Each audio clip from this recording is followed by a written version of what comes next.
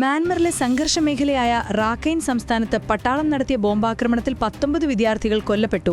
Boarding സ്കൂളിലെ 15നും 19നും ഇടയിൽ പ്രായമുള്ള കുട്ടികളാണ് കൊല്ലപ്പെട്ടതെന്ന് യുനിസെഫ് അറിയിച്ചു.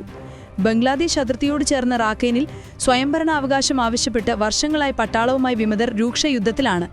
കഴിഞ്ഞ വർഷങ്ങളിൽ പട്ടിണിയും പീഡനവും മൂലം ലക്ഷക്കണക്കിന് റോഹിംഗ്യൻ മുസ്ലിങ്ങളാണ് പലായനം ചെയ്തത്. ഡിസംബറിൽ പൊതുതിരഞ്ഞെടുപ്പ് പ്രഖ്യാപിച്ച പട്ടാള ഭരണകൂടം അതിനു മുൻപ് വിമതരുടെ നിയന്ത്രണത്തിലുള്ള പ്രദേശങ്ങൾ തിരിച്ചുപിടിക്കാനാണ് ആക്രമണം രൂക്ഷമാക്കിയത്. കഴിഞ്ഞ മാസം മാത്രം പട്ടാളം രാജ്യമെങ്ങും 500 വ്യോമാക്രമണങ്ങൾ നടത്തിയെന്നാണ് മനുഷ്യാവകാശ സംഘടനകളുടെ കണക്ക്. ഈ ആക്രമണങ്ങളിൽ 15 സ്കൂളുകളിലായി 40 വിദ്യാർത്ഥികൾ കൊല്ലപ്പെട്ടിരുന്നു. യുദ്ധത്തിൽ തകർന്നടിഞ്ഞ ഗാസ സിറ്റിയിൽ ശേഷിക്കുന്ന ബഹുനില കെട്ടിടങ്ങൾ ബോംബിട്ട് നിരത്തുന്നത് ഇസ്രയേൽ ഇന്നലെയും തുടർന്നു. ആക്രമണങ്ങളിൽ 6 വയസ്സുള്ള ഇരട്ടകളടക്കം 53 പലസ്തീൻകാർ കൊല്ലപ്പെട്ടു. US state secretary Marco Rubio ജെറുസലേമിൽ പ്രധാനമന്ത്രി ബെന്യാമിൻ നെതന്യാഹുവുമായി ചർച്ച നടത്തി. ഇസ്രയേലിനുള്ള USന്റെ ഉറച്ച പിന്തുണ ആവർത്തിച്ച റൂബിയോ സമാധാനത്തിനുള്ള ഏക വഴി ഹമാസിനെ ഉന്മൂലനം ചെയ്യുകയാണെന്നും പറഞ്ഞു. ഗാസ സിറ്റിയുടെ 4 കിഴക്കൻ പട്ടണങ്ങളാണ് ഇസ്രയേൽ ടാങ്കുകൾ വളഞ്ഞിരിക്കുന്നത്. ഇതിൽ 3 പൂർണ്ണമായും ഇടിച്ചു നിർത്തി കഴിഞ്ഞു. 16 ബഹുനില കെട്ടിടങ്ങളാണ് ഇന്നലെ തകർത്തത്. പടിഞ്ഞാറ് നഗരം മധ്യത്തേക്കാണ് സൈന്യം നീങ്ങുന്നത്. ഇവിടെയാണ് പലസ്തീൻ അഭയാർത്ഥികളിലേറെയും താൽക്കാലിക കൂടാരങ്ങളിലും തകർന്ന കെട്ടിട ഭാഗങ്ങളിലുമായി കഴിയുന്നത്. ഓഗസ്റ്റിന് ശേഷം 3.5 ലക്ഷം പലസ്തീൻകാർ ഒഴിഞ്ഞുപോയെന്നാണ് കണക്ക്.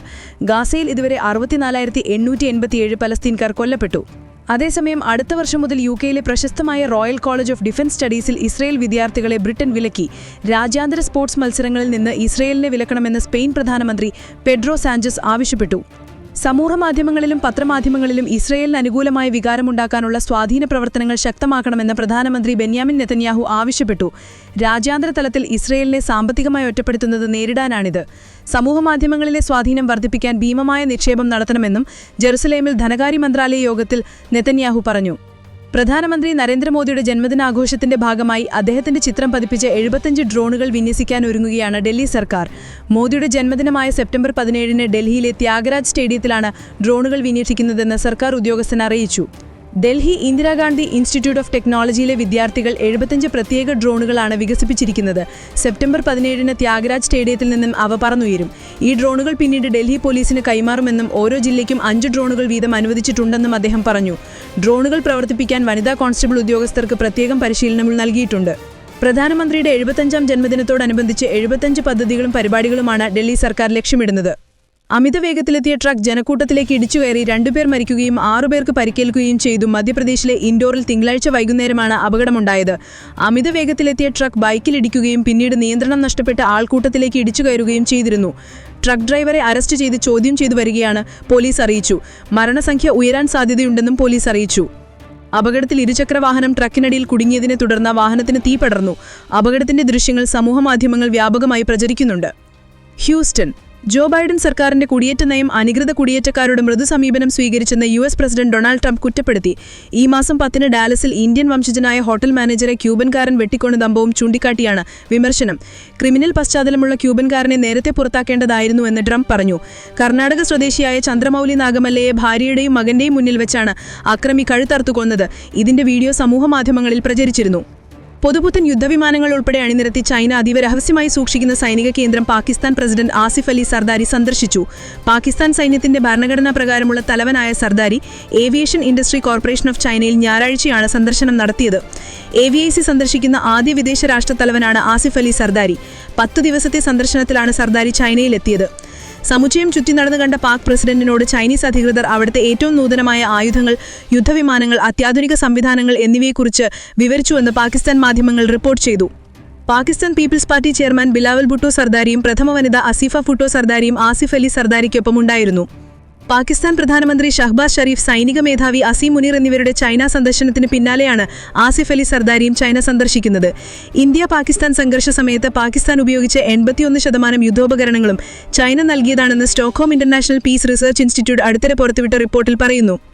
ഇന്ത്യ-US വ്യാപാര ചർച്ചകൾ ന്യൂഡൽഹിയിൽ ആരംഭിക്കാൻ മണിക്കൂറുകൾ മാത്രം ശേഷിക്കെ ഇന്ത്യക്കെതിരെ പ്രസ്താവനയുമായി US പ്രസിഡന്റ് ഡൊണാൾഡ് ട്രംപിന്റെ വ്യാപാര ഉപദേഷ്ടാവ് പീറ്റർ നവാറോ.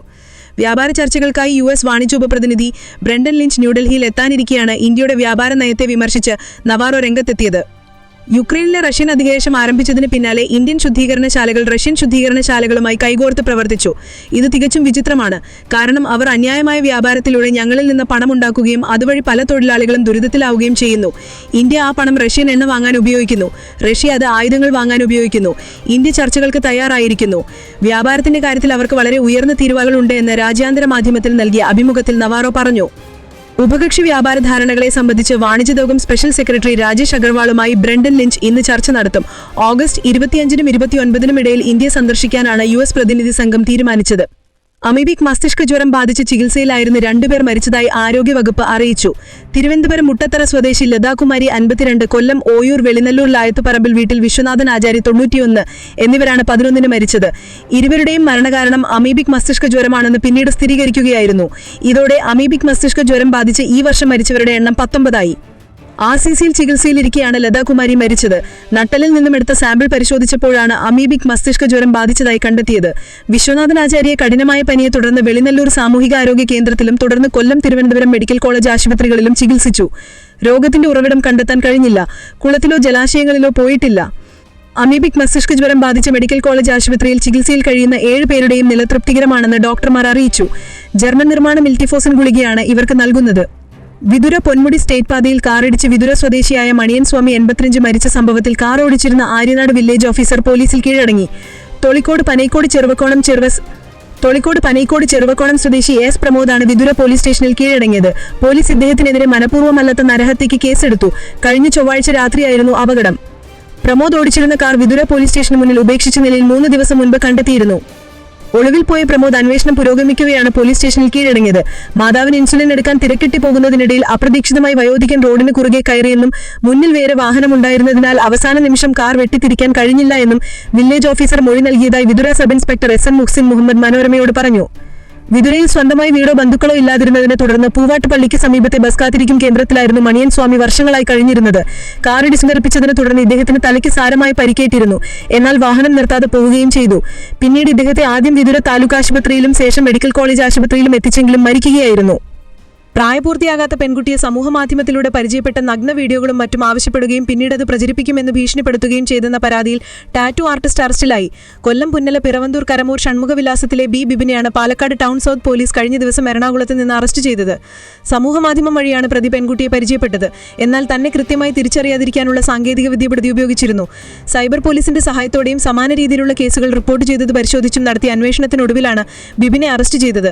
പ്രതി സമാന രീതിയിൽ ഒട്ടേറെ പെൺകുട്ടികളെ ഇത്തരത്തിൽ പരിചയപ്പെട്ട് ചതിയപ്പെട്ടിട്ടുണ്ടെന്നും കോഴിക്കോട് തേണിപ്പലത്ത് സമാനമായ കേസ് നിലവിലുണ്ടെന്നും പോലീസ് പറഞ്ഞു. ടാറ്റു ആർട്ടിസ്റ്റായി ജോലി ചെയ്യുന്ന ബിബിൻ കോസ്മെറ്റിക് സയൻസിൽ ബിരുദ വിദ്യാർത്ഥി കൂടിയാണ്. മരിച്ചതായി കരുതി ശ്മശാനത്തിൽ അന്ത്യകർമ്മങ്ങൾ നടത്തുന്നതിന് നിമിഷങ്ങൾക്ക് മുൻപ് വയോധികയ്ക്ക് ജീവനുണ്ടെന്ന് കണ്ടെത്തി. 86 വയസ്സുള്ള P ലക്ഷ്മി എന്ന വയോധികയ്ക്കാണ് ജീവനുണ്ടെന്ന് കണ്ടെത്തിയത്. തീർത്ഥാടന നഗരമായ പുരിയിലെ ശ്മശാനത്തിലാണ് സംഭവം. ആന്ധ്രാപ്രദേശ് സ്വദേശിനിയായ ലക്ഷ്മി ഒഡീഷയിലുള്ള മരുമകന്റെ വീട്ടിൽ പോയപ്പോഴാണ് മരിച്ചതെന്ന് ബന്ധുക്കൾ പറഞ്ഞു. കണ്ണുകൾ തുറക്കുന്നുണ്ടായിരുന്നില്ല, ശ്വസിക്കുന്നതിന്റെ ലക്ഷണങ്ങളും കണ്ടില്ല. അപ്പോൾ മരിച്ചെന്ന് കരുതി എല്ലാവരെയും അറിയിച്ചിരുന്നു. വീട്ടിൽ നിന്ന് മൃതദേഹം സംസ്കരിക്കാനായി വാഹനവും തയ്യാറാക്കിയിരുന്നു. ബന്ധുവായ സ്ത്രീ പറഞ്ഞു.